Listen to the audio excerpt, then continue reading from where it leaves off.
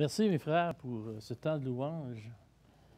Avant de commencer, j'aimerais vous remercier. Il y a quelques semaines, vous avez fêté, Hélène et moi, nos 30 ans de mariage. Et vous savez, le samedi d'ensuite, mes enfants ont fêté de 50 ans de mariage. Le temps passe vite, pareil, hein?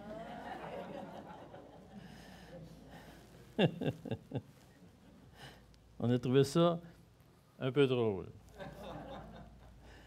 Bien, voilà, nous sommes ce matin dans la continuité, le roi et son royaume, et nous voyons que Christ, ce matin, affirme encore son autorité. Il met en place son autorité dans le but de son ministère, dans le but de son royaume. Il est le roi, et il a l'autorité suprême dans ce roi, dans ce royaume, et c'est ce qui nous amène encore ce matin. Vous avez vu dans le bulletin un peu le titre que j'ai emmené, qui était le titre d'une chanson qui n'est pas biblique, absolument pas, là. Ma gang de malades, vous êtes donc où? Ensuite, c'est dans un très mauvais français, en plus. Mais la chose que j'ai pensée quand j'ai lu, j'ai pensé à Dieu lorsqu'il cherchait Adam. Et lorsque Adam avait chuté, et la première question que Dieu a posée, c'est « Où est-ce que tu es? » Comme si Dieu ne savait pas où qu'Adam était, mais il le cherchait. Et la même chose aujourd'hui, je crois que Christ cherche les gens qui sont malades. Et j'aimerais voir aujourd'hui, c'est qui est malade? Eh bien, on va commencer par lire la parole. Je voulais bien, la chose la plus importante dans tout le message, je ne sais pas ce que va dire, c'est ce que Dieu dit. De là, étant allé plus loin, Jésus vit un homme assis au lieu des péages et qui s'appelait Matthieu. Il lui dit « Suis-moi ». Cet homme se leva et le suivit. Comme Jésus était à table dans la maison, voici beaucoup de publicains et de gens de mauvaise vie vinrent se mettre à table avec lui et avec ses disciples. Les pharisiens virent cela et ils dirent à ses disciples, « Pourquoi votre maître mange-t-il avec les publicains et les gens de mauvaise vie? » Ce que Jésus avait entendu, il dit, « Ce ne sont pas ceux qui se portent bien qui ont besoin de médecins, mais les malades. Allez et apprenez ce que signifie « Je prends plaisir à la miséricorde et non au sacrifice, car je ne suis pas venu appeler des justes, mais des pécheurs. » Que le Seigneur bénisse ta parole. Bien, on regarde aujourd'hui encore comment est-ce que Jésus agit comme un roi qui établit son autorité dans son royaume. Il continue de délivrer les gens pris dans leurs problèmes physiques. Ce que nous verrons ce matin, il révèle qu'il peut être plus qu'un simple guérisseur. Et il va aussi créer des liens avec une catégorie de personnes, une autre catégorie de personnes. Une personne qui peut-être qui était approchée avant, mais là, officiellement, il approche cette autre catégorie de personnes. Et finalement, il mentionne une norme essentielle à la mise en place et à la prospérité de son royaume. Et j'ai pu titrer, c'est ce qui ressort de ces 4 versets ce matin, et j'ai pu titrer ces 3 points ce matin. Le premier point, c'est « Toi, suis-moi ». Le deuxième point, c'est « Qui sont les malades? » Et finalement, le plaisir de la miséricorde. D'emblée, en partant, Jésus va voir directement Matthieu au poste de péage et il lui dit « Suis-moi ». Et ça n'a pas pris plus que ça, Matthieu a suivi. Matthieu s'est levé, puis il est parti avec lui. Matthieu, un collecteur d'impôts. En Israël, les collecteurs d'impôts dans ce temps-là étaient très mal considérés. Il y avait différentes classes de collecteurs d'impôts. Il y avait ceux qui étaient en charge, des boss, et ainsi de suite. Et tous les collecteurs d'impôts n'étaient pas aimés. J'aimerais lever la main ceux qui aiment payer les impôts, là. Hein? Mais ceux qui étaient les plus détestés, c'était ceux qui interagissaient avec le peuple. Comme Matthieu au bureau de payage. Et le travail de Matthieu était de collecter les impôts sur tout ce qui pouvait exister autour des personnes. Pour le pêcheur, il pouvait taxer le bateau. Il pouvait taxer le poisson qui pêchait avec le bateau. Il pouvait taxer le quai sur lequel il débarquait ses poissons. Il taxait absolument tout. Il y avait la latitude de taxer sur n'importe quoi. L'âne du voyageur, l'esclave, le serviteur, la marchandise, absolument tout. Cet argent allait directement à Rome. C'était un domaine où existait beaucoup de corruption. Lorsqu'on parle d'argent, on parle beaucoup de corruption. Le système de collecte d'impôts fonctionnait sur le modèle de franchise. Okay. Les publicains devenaient des travailleurs autonomes. Ils avaient l'opportunité de demander ce qu'ils voulaient. Ils étaient libres de demander ce qu'ils voulaient et ils pouvaient se faire de bons revenus à ce moment-là. Pourvu qu'ils envoient ce que Rome demandait. Rome demandait une certaine cote. Eux, ils pouvaient demander plus que la cote et garder le reste. Naturellement, certains publicains devaient exagérer. Selon les historiens, les collecteurs d'impôts étaient exclus des synagogues. Et parfois, on leur interdisait des contacts religieux ou sociaux. Ils entraient dans une catégorie comme des animaux impurs. Ils étaient comparés à des porcs. Ils étaient vus comme des traîtres, des voleurs, des meurtriers et des menteurs. Ils ne pouvaient témoigner dans un tribunal juif. Considérés comme la racaille de la société, probablement qu'ils se greffaient autour d'eux d'autres personnes qui n'étaient pas nécessairement des collecteurs d'impôts, mais qui étaient aussi, d'une certaine mesure, de la racaille.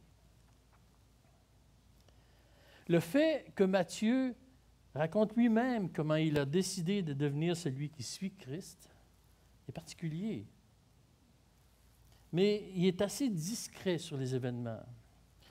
Si on veut en savoir plus, il faut aller voir ses compagnons, Marc et Luc, qui parlent de Matthieu. Dans Marc, au chapitre 2, il dit en passant, il vit Lévi, fils d'Alphée, installé à son poste de payage, et il lui dit, « Suis-moi. » Lévi se leva et le suivit. Et comme Jésus était reçu pour un repas dans la maison de Lévi, beaucoup de collecteurs d'impôts et de pécheurs notoires prirent place à la table avec ses disciples et avec lui. Après cela, Jésus sortit dans Luc, je suis rendu dans l'autre texte, dans Luc chapitre 5.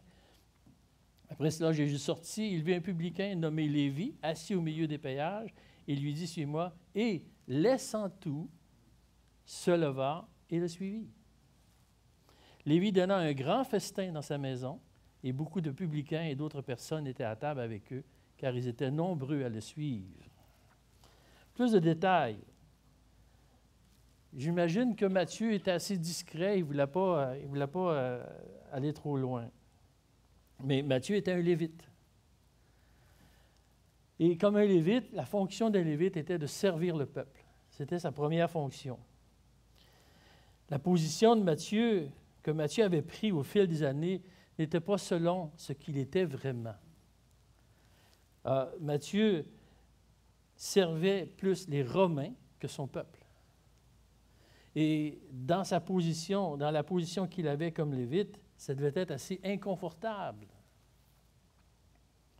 Pour arriver à cette situation, il a dû subir toutes sortes d'influences. Il a dû faire des compromis. Il a dû vivre des frustrations. Il a dû prendre des mauvaises décisions. Et il en est arrivé à une position bien payée. Il était bien payé. C'est lui qui faisait son salaire. Donc, il pouvait avoir un bon salaire, s'il voulait. Et il profitait de la protection des Romains. Malgré tout cela, il saisit l'occasion. Il dit, lorsque Jésus lui offre de le suivre, il se lève, il laisse tout et il suit Jésus. Sa conviction qu'il fallait qu'il règle sa situation de péché et de nécessité spirituelle avait plus de valeur que tous les biens qu'il pouvait posséder. Et c'est important dans la vie de considérer cela. Ma santé spirituelle, ma situation de péché, est-ce qu'elle doit rester dans ma vie ou si, à quelque part, tous les biens que je possédais de plus de valeur? Matthieu a fait le choix. Matthieu devait connaître un peu Jésus par réputation. Son enseignement correspondait à ce qu'il recherchait dans son cœur et ce que son âme avait besoin. Il quittait une situation confortable, mais quand même dure à vivre moralement. Matthieu n'avait pas besoin d'être guéri physiquement. Il était en parfaite santé. Mais son âme avait besoin d'être reconstruite. Son âme avait besoin d'être régénérée. Et Matthieu décide de s'y engager. Il décide de quitter une zone de confort pour soigner son âme. Christ pourrait être la solution au malaise qu'il vivait.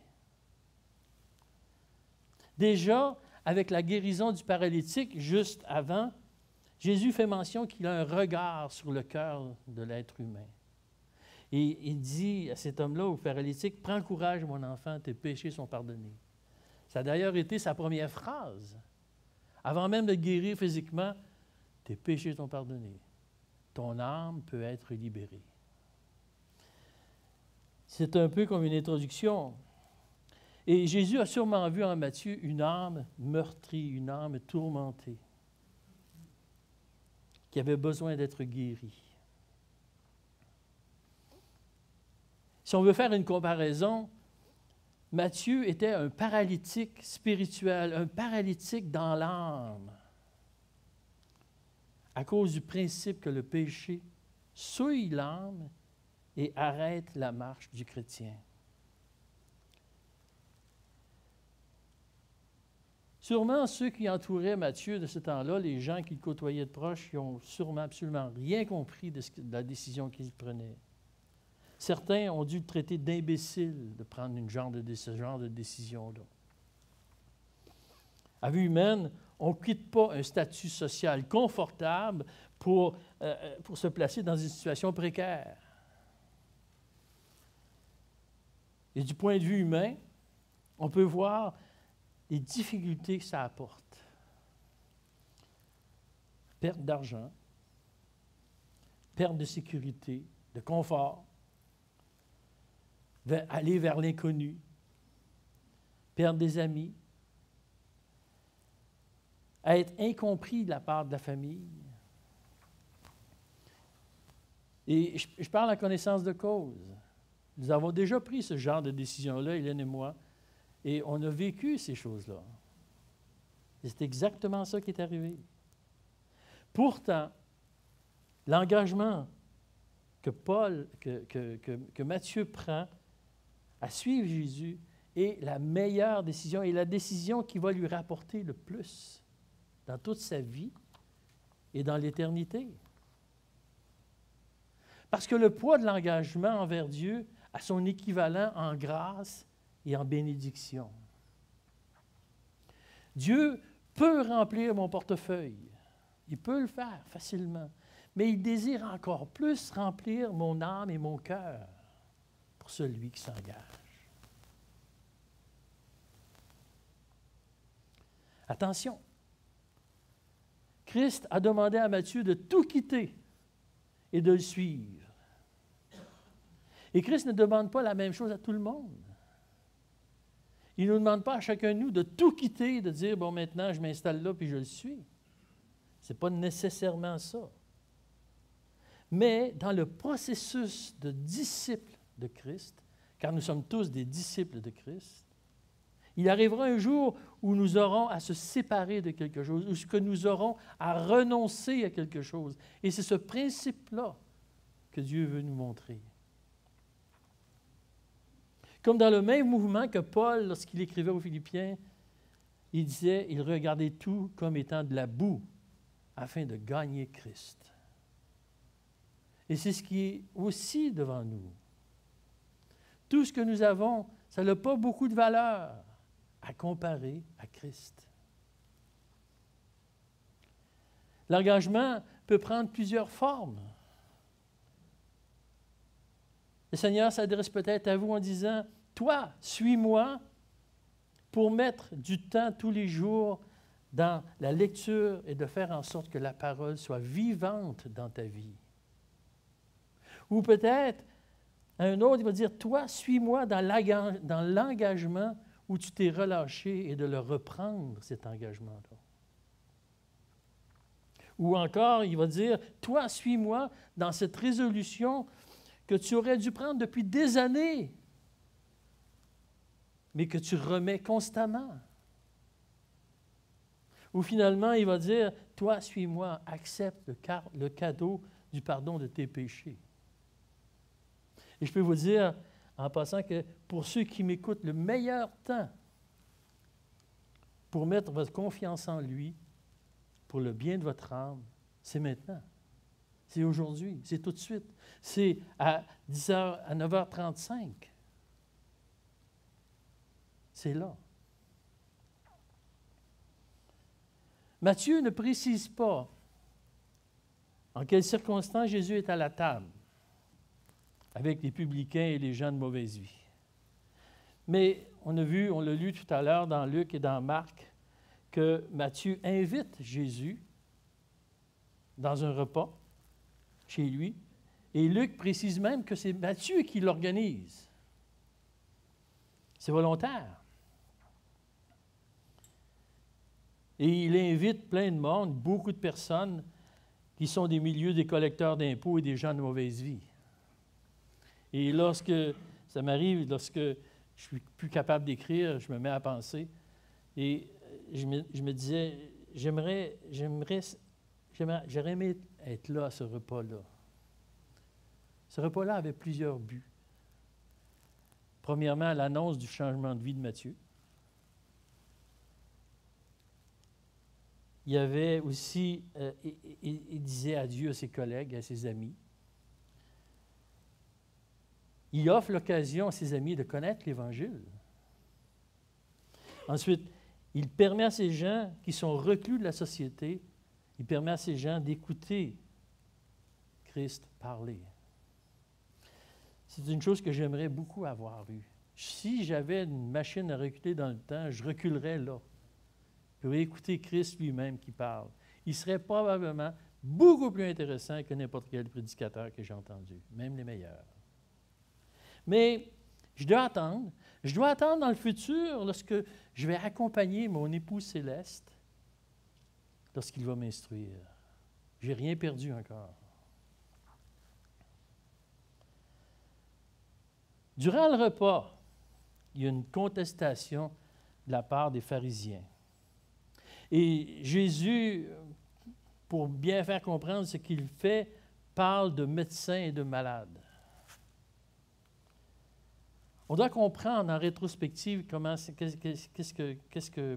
bien comprendre que le mouvement que Christ veut nous montrer aujourd'hui. On va faire une rétrospective. Au chapitre 4 de Matthieu, Christ établit des relations avec les régions païennes. Il prêche et il guérit les gens. Il guérit des foules.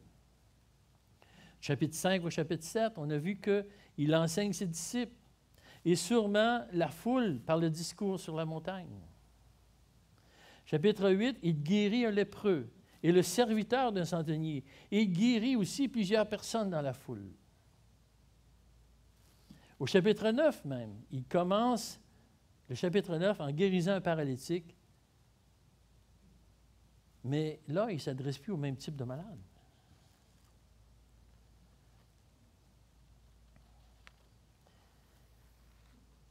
Mais jusqu'où peut aller la grâce de Dieu?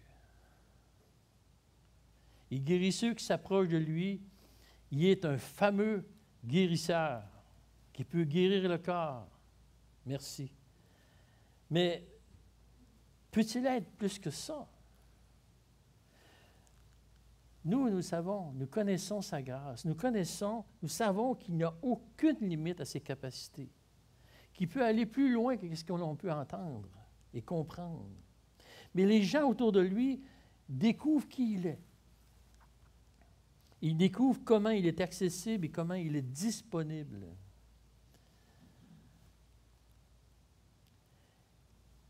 Christ s'approche et prend du temps avec ceux qui sont délaissés. Il prend du temps avec les exclus de la société. Il ne veut pas les voir à la sauvette, là, leur dire bonjour, bonjour en passant. Là. Non, je vais prendre un repas avec eux. Il veut prendre un repas. Et vous savez qu'un repas a une grande signification. Si je veux connaître quelqu'un comme il faut, je vais prendre un repas avec. Et là, durant le repas, je ne sais pas ce que le repas a à faire là-dedans, mais le repas fait en sorte que nous pouvons dire des choses, nous prenons du temps. Et c'est ce que Christ fait. Il prend un repas avec eux. Il y a des conversations. Il y a beaucoup d'intérêt. Ce n'est pas hypocrite. Il y a beaucoup d'intérêt envers ces gens-là. Et la phrase qu'il dit aux pharisiens, qui leur répond, il dit, ce ne sont pas ceux qui se portent bien qui ont besoin de médecins, mais les malades. C'est les malades qui ont besoin. Ce n'est pas ceux qui sont en santé. Christ utilise une métaphore pour expliquer qu'il remplit un besoin nécessaire à la santé de ceux qui ont besoin d'un médecin. Il se donne le titre de médecin de l'âme. Parce que la première chose que le péché fait, avant de briser le corps, la première chose que le péché fait, c'est qu'il brise l'âme. Et on ne le sent même pas. C'est très insidieux. À moins qu'on aille au médecin qui nous dise ces choses-là. Mais la question se pose, qui est malade? Il y a quelques années, j'ai été mis en contact avec un pasteur qui avait mis en place un système de réhabilitation pour les dépendants. Puis j'avais été impressionné par son programme. Et le mot-clé de son programme, c'était « Trouvons la liberté. Nous sommes tous brisés par le péché. Nous sommes tous brisés par le péché. » Qui est malade? Nous sommes tous malades. La Bible dit d'une autre manière, « Car tous ont péché et sont privés de la gloire de Dieu. » Tous nous sommes malades. Les scribes, les pharisiens, les gens de mauvaise vie, les lépreux, les Romains, les serviteurs, les immensément riches, les immensément pauvres, tous nous sommes malades. Et Christ est venu pour eux. Malheureusement, ce n'est pas tout le monde qui le reconnaît. Beaucoup vivent dans le déni. Ils ne se croient pas malades. Ils n'ont pas besoin d'un médecin. Je ne suis pas naturellement attiré par les médecins. Je n'ai rien contre eux, là. Mon beau-frère est médecin. Ma fille, elle l'est presque. Mais je ne suis pas attiré par les médecins. Il y a quelques années, j'ai reçu une lettre de mon médecin qui me disait que ça faisait 5 ans que je ne l'avais pas vu, que si je devais continuer si je ne prenais pas un rendez-vous jusqu'à telle date, à cette date-là, qu'il avait mentionné dans la lettre, que mon dossier serait fermé. On connaît la valeur des médecins aujourd'hui. Hein? J'ai pris rendez-vous. Et je prends rendez-vous régulièrement depuis ce temps-là. À l'époque, je ne me sentais pas malade. Je ne suis pas encore malade aujourd'hui. Je n'avais pas vraiment besoin d'un médecin. C'était facile de vivre dans le déni. Ah, une petite douleur ici. Vous savez ce que c'est, hein? Bon. Surtout que mon médecin, lorsque j'ai la voir, elle avait toujours des choses désagréables à me dire. Je ne tenais pas trop à la voir. Mais c'est la job du médecin. Et elle se doit de me dire ces choses-là. Parfois, Christ a des choses désagréables à me dire. Et c'est sa job. Il le fait bien. C'est toujours pour que je puisse continuer à vivre près de lui. C'est la situation que l'on vit dans ce texte, que l'on voit dans ce texte. Toutes ces personnes du temps de Jésus, et même ceux d'aujourd'hui aussi, là, ont besoin d'un médecin. Mais beaucoup de personnes, malheureusement, vivent dans le déni. C'était le cas des scribes et des pharisiens. Les gens de mauvaise vie ont accepté de prendre rendez-vous avec celui qui a la capacité de faire le diagnostic le plus précis de leur âme. Mais les autorités de ce temps-là n'ont pas cru à cela. Pourtant, nous sommes tous malades. Un enseignant biblique qui avait une autre profession, qui l'emmenait à rencontrer beaucoup de personnes sauvées et non sauvées, disait qu'il ne voyait pas beaucoup de différence entre le sauvé et le non sauvé. Il y en avait une seule différence. C'est que le sauvé pouvait se repentir. Il sait qu'il peut toujours prendre rendez-vous avec le médecin de son âme pour se repentir, pour rétablir la relation avec lui. Et il croit à la médecine rédemptrice de Christ. Finalement, sur la terre, il y a seulement 2 sortes de personnes. Sur tout le globe au complet. Ceux qui croient au médecin de l'âme et qui acceptent le traitement. Et ceux qui ne croient pas au médecin et à son traitement. Si Christ est le grand médecin, quel est son traitement contre cette maladie de l'âme? C'est sûr que c'est sa personne, mais quel genre de personne? Et Christ va expliquer comment va se bâtir son royaume. Un des éléments fondamentaux sur quoi son royaume va prospérer, c'est cette fameuse phrase qui dit « Allez, apprenez ce que signifie « Je prends plaisir à la miséricorde et non au sacrifice ». Jésus reprend ces hommes religieux sur une chose qu'ils devaient savoir et qu'ils devaient appliquer dans leur vie. Ces hommes ont été instruits par le prophète de l'Ancien Testament et Jésus cite Osée. Car j'aime la miséricorde et non les sacrifices, et la connaissance de Dieu plus que les holocaustes. Déjà dans l'Ancien Testament, Dieu annonce les couleurs. Il aime la miséricorde. Et Dieu s'exprime sur la miséricorde dans Michée aussi. Et ce que l'Éternel demande de toi, c'est que tu pratiques la justice, que tu aimes la miséricorde et que tu marches humblement avec ton Dieu. Et Michée va aussi reconnaître ce trait de caractère en Dieu. Quel Dieu est semblable à toi, qui pardonne l'iniquité, qui oublie les péchés du reste de ton héritage. Il ne garde pas sa colère toujours, car il prend plaisir à la miséricorde. Donc, c'est clair. Ces hommes ont été instruits à faire les choses avec miséricorde, à aimer la miséricorde. Miséricorde, ce n'est pas un mot qu'on utilise beaucoup. Je ne l'ai pas vu très, très souvent dans notre société.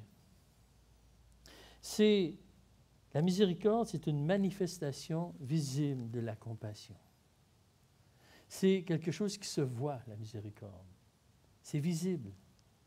C'est ce qu'il y a dans notre cœur qui sort. C'est dans notre cœur qui s'exprime. Et c'est essentiellement l'attitude de Dieu envers ceux qui sont dans la détresse. Et c'est essentiellement, ça devrait être l'attitude des enfants de Dieu. La miséricorde vient de Dieu, elle ne vient pas des hommes. L'homme, naturellement, n'est pas miséricordieux. L'homme, naturellement, n'aime pas vraiment faire la miséricorde.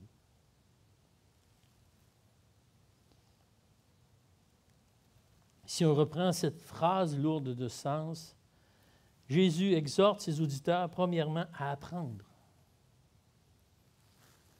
Dans les dernières années de travail que j'ai fait, j'étais un enseignant. J'enseignais un métier. Et apprendre comprenait 2 phases. Premièrement, ce que les étudiants détestaient au plus, c'était la connaissance théorique. Comprendre qu'est-ce que c'était. Et deuxièmement, mise en application de cette connaissance. Et c'est là l'apprentissage. Nous pouvons savoir plein de choses, théoriquement. La théorie, elle est parfaite. Je sais toutes ces choses-là. Comment je les applique? Comment est-ce que je prouve que je sais? Oui, à l'école, il y a des examens. Quel est votre examen aujourd'hui? C'est votre application de tous les jours. Nous sommes continuellement en examen. Nous devons appliquer ce que nous connaissons. Et c'est cela, apprendre.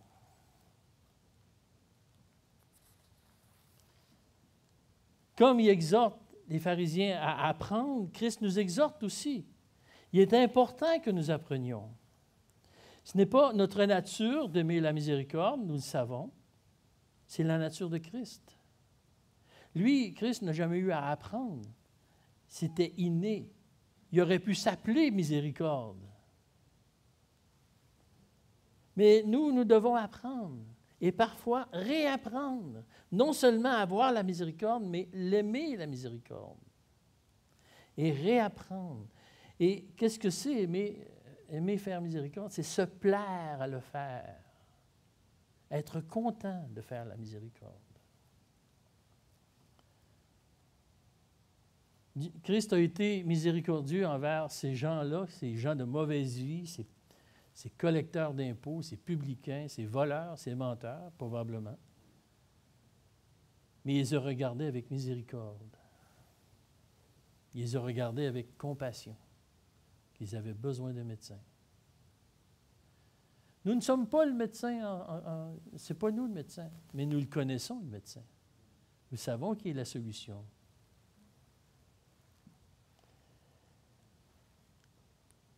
Nous devons apprendre parce que nous oublions si facilement, surtout lorsqu'il s'agit d'appliquer. Je suis convaincu que le péché est une des conséquences de notre mémoire si défaillante. Devrions nous rappeler continuellement qu'il faut faire miséricorde. Il faut faire miséricorde quand quelqu'un te coupe sur la route. Il faut faire miséricorde quand quelqu'un t'a volé ta place. Il faut faire miséricorde quand quelque chose de mal arrive. Peut-être serrer les dents, mais faire miséricorde.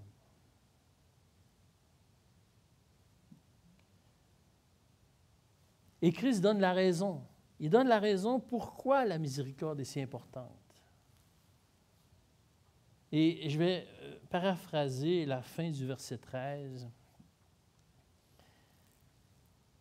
Car il n'est pas venu appeler à la repentance celui qui se croit juste, mais celui qui est conscient de son état de pécheur. Parce que l'appel de Christ est un appel de grâce et de miséricorde. Le juste n'a pas besoin de miséricorde. Le pécheur, il en a énormément besoin. C'est vital. Et c'est nous qui devons continuer le travail que Christ nous a montré ce matin. Comme Christ est le gardien de nos âmes, il veut être le gardien des âmes de tout le monde sur cette terre. C'est son désir. Le récit de Matthieu nous a montré que Christ est celui qui prend soin de notre âme, encore mieux que le physique.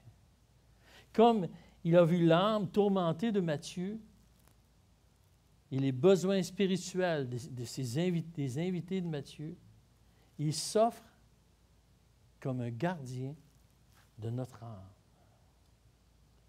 Et en conclusion, c'est Pierre 2, 25, excusez.